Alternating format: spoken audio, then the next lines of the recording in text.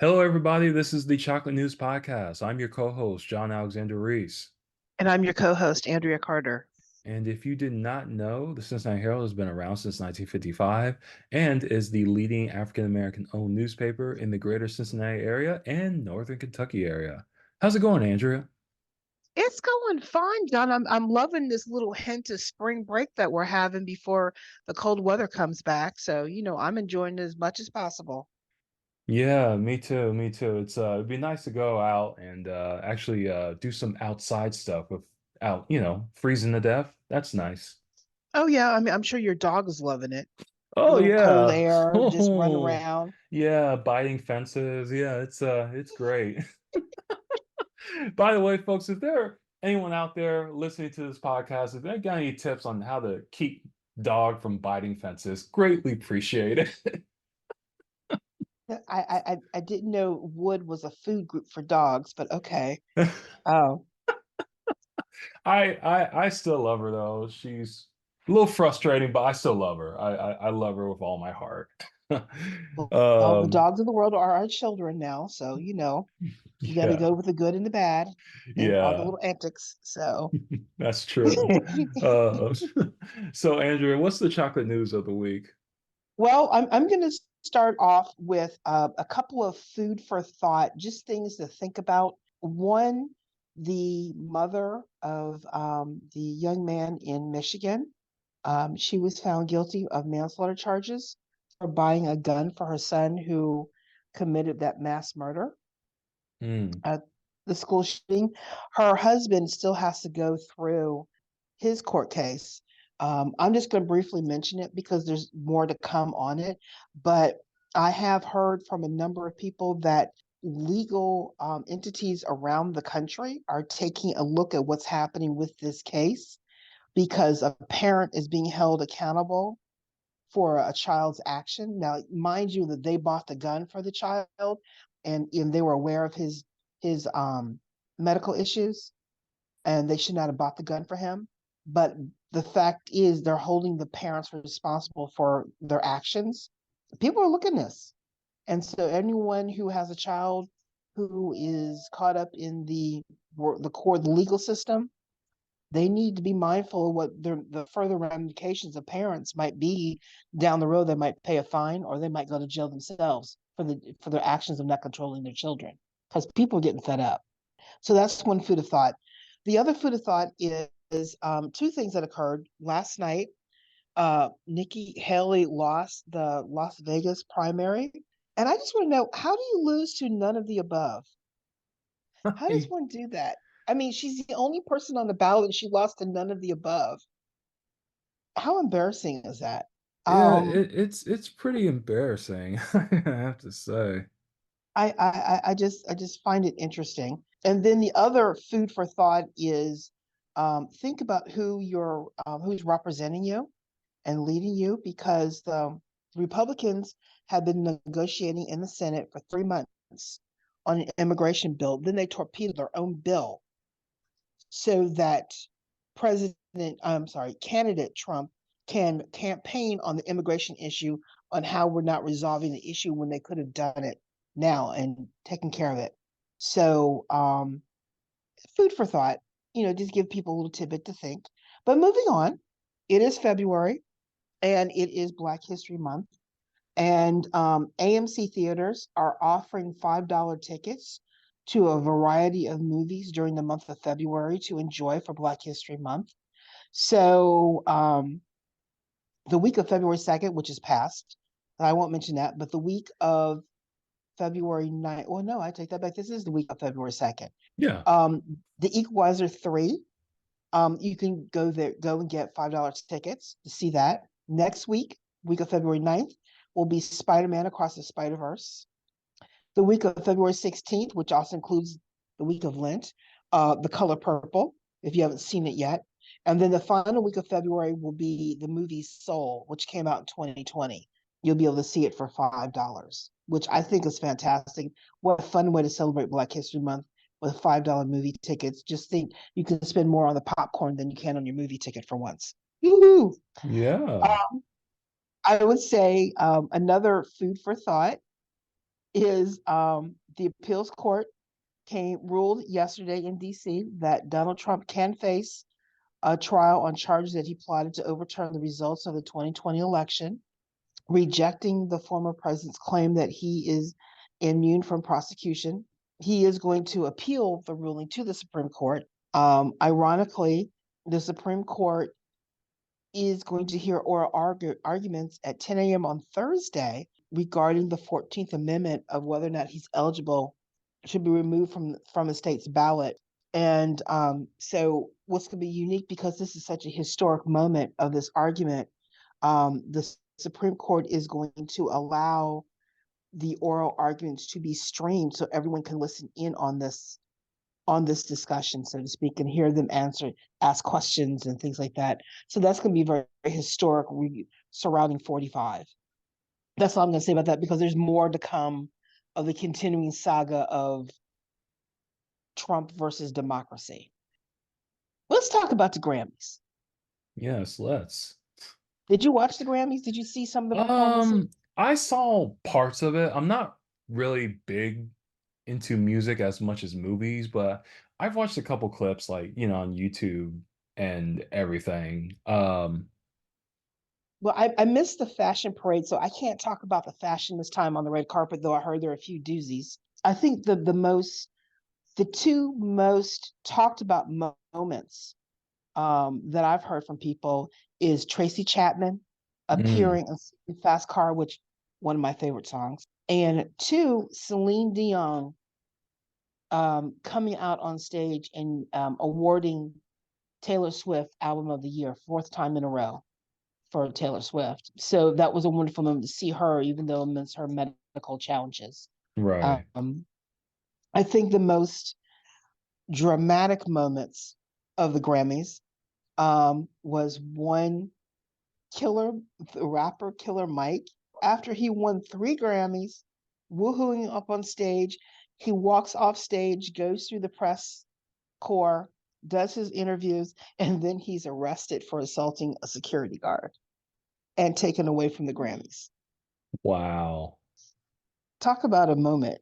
Yeah, that's He's happy. that's something. That is something, you go from a career high to a career low. I think the other low was Jay-Z, thinking he won the Dr. Dre Global Impact Award for all of his good work, and how you ruin the moment by complaining about your wife not winning Album of the Year.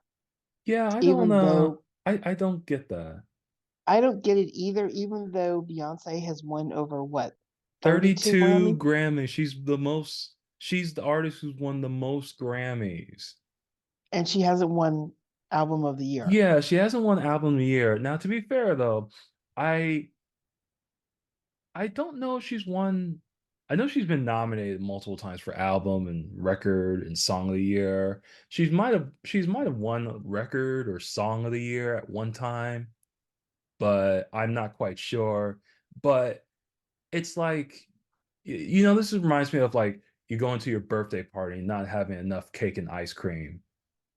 It's kind of like that. It's like it's just the very best definition of first world problems. I mean, seriously, I don't know. Yes, I don't know, but that that but overall, I think the Grammys were, you saw excellence awarded, a diverse musical artists were awarded for their excellence. I think it was wonderful. And I think what was interesting was the number of African musicians who were nominated for Grammys this Mm, year.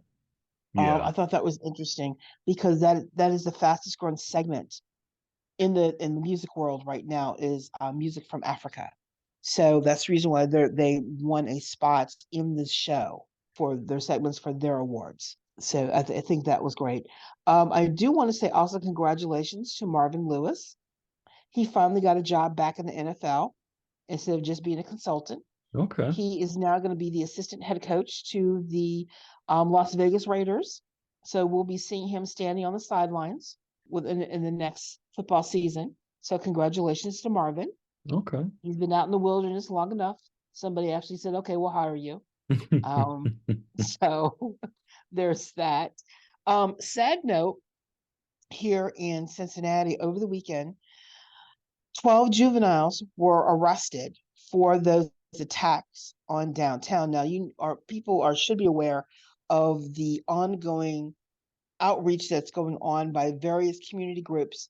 The main ones being Iris Worley led initiative. She's been collaborating with a number of other organizations. The main ones who've been down there is the Community Partner Center, that is a division of the Urban League of Cincinnati, speaking with the young people, watching what's happening, seeing what's going on, trying to make sure that kids are acting appropriately as they transfer from the various buses at Government Square or around Fountain Square, because everyone transfers from one to the other depending upon where they go to school.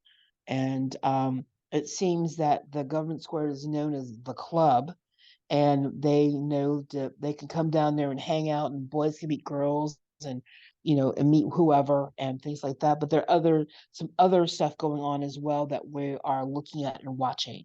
So Police Chief Teresa CG spoke before City Council at the Public Safety Committee meeting about this, about the efforts of CPD stepping up and finding out the young people who were arrested over the weekend. And what is unfortunate, that of the 12, 4 people were arrested, 2 each regarding the incident where one man was attacked and beaten and items were stolen from him, and then another youth in a separate incident was attacked and beaten. These 4 students, 2 each, were all charged in those incidents. Now, what was also sad, that some of the juveniles were also caught breaking into cars on Ray Street, and also some of them were carrying semi-automatic weapons. So there's a lot of issues going on. Unfortunately, our young people are just testing the waters, and it's just kind of sad that this happened. But hopefully, with the outreach effort, we can tamper down what young people are doing and see if we can change the tide of these activities. Also, last night there was a shooting in the West End. A 42-year-old man was shot and killed, but he didn't die where he was shot. He ended up driving himself to the hospital and he later died. Another woman was also injured in the incident, and she was taken to Good Samaritan Hospital, and supposedly she's in stable condition. As far as we don't know what caused the shooting per se, that is still under investigation. I did speak with someone from the neighborhood earlier today. They did say that this young man was an Uber driver around the city. Yeah. And but they don't know what was going on. The attack occurred at 11:20 p.m. In the 800 block of Finley Street, near Lynn. So I don't know. We just have to find out what's going on down there. And last but not least, who's ready for some Super Bowl? No, I'm ready for Super Bowl, always. Well, the Who are commercials you? mostly. But Well, yeah. yes, I'm waiting for the commercials, but who are you going to root for this year? 49ers or the unbelievable Kansas City Chiefs? You know what? I'm not like, well, my team, the Bengals, are out, so I'm not totally invested. But if I had to choose, I'm gonna go with the Chiefs because I like Patrick Mahomes. I think he's a great quarterback. I like him. Although I will say, I think the 49ers are gonna win because to me they seem like just a better overall team this year. Like I don't know if you watched the what was it? The Chiefs Ravens game. Yes, Yeah. I don't know what that was a happened good to game. it was. I don't know what happened to Ravens. I guess they just checked out. They But they checked out big time. I mean, that was a huge win for the Chiefs. yeah. So, but I think 49ers, I think they're it's gonna be an interesting game. Yeah. I think we'll have fun watching. I know my cousin Bruce is dancing up a storm right now because he's a huge Kansas City Chiefs fan. It's all Mm. over his Facebook page. He's just wearing his gear. He's so happy he doesn't know what to do. So, but anyway, that is all the chocolate news for today. All right. Thanks, Andrea. And that's it for today's show. And I want to thank Andrea again for all the good chocolate news. Thank you so much, Andrea. You're welcome. And you can find more information about today's topics and past podcast episodes at www.thecincinnatiherald.com, the Sesh newsletter, or in our social media. We're on Facebook, Twitter, Pinterest, Instagram, LinkedIn, and Threads. And make sure to subscribe to our podcast on your favorite podcast app.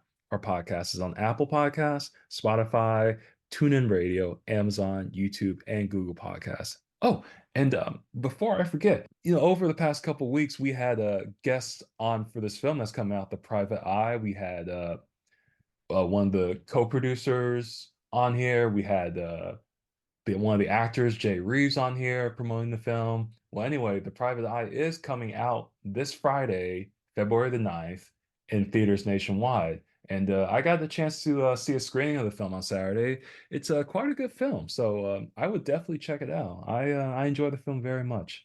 Okay, I have to keep that in mind. Yeah, definitely. I'm John Alexander Reese, And I'm Andrea Carter. and have a good day.